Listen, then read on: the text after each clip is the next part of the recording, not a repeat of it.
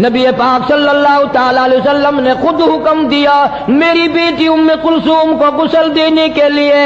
اسما آئے، حضرت لیلا آئے، اور فلاں آئے، کئی عورتوں کی بیویوں میں سے نام لے دیے۔ اچھی طرح سے غسل دینا، میری پیاری بیٹی کو پیار سے غسل دینا۔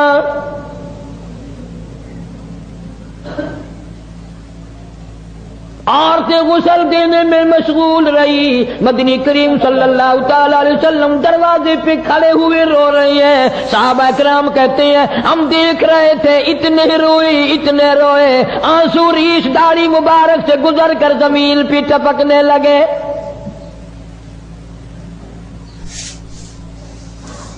اطلاع دی گئی، خبر دی گئی، غسل سے فارغ ہو گئے، غسل دیا جا چکا۔ امام الانبیاء محبوب کبریا حضرت محمد مصطفیٰ صلی اللہ تعالی علیہ وسلم نے اپنے ہاتھوں سے یوں دے کر عورتوں کو غسل پکڑایا اور فرمایا تم کفن پہنا دو، میں بالکل جنازے کے لیے انتظار کر رہا ہوں۔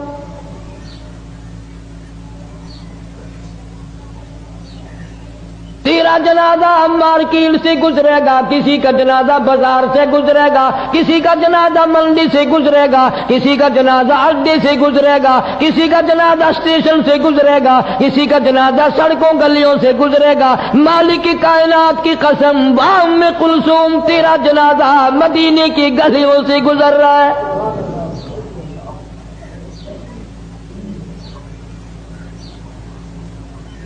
صحابہ کرام رضوان اللہ تعالی علیہ مجمعین کی پوری جماعت روتی ہوئی جنازہ اٹھا کے چلی جا رہی ہے۔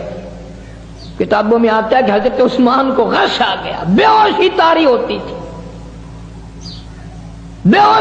ہوتی تھی۔ ایک دن دیکھ کر نبی پاک صلی اللہ علیہ وسلم نے فرمایا عثمان تیرا تو برا حال ہو گیا۔ عرض کی آقا اب موت کا انتظار کر رہا ہوں، میری اب دنیا ختم ہو گئی ہے۔ فرمایا اب میں کیا کروں؟ عثمان تو مجھے اتنا پیارا لگتا ہے، اگر میرے پاس 40 بیٹیاں ہوتی تجھے ہی دیتا چلا جاتا، ساری ختم ہو جاتی۔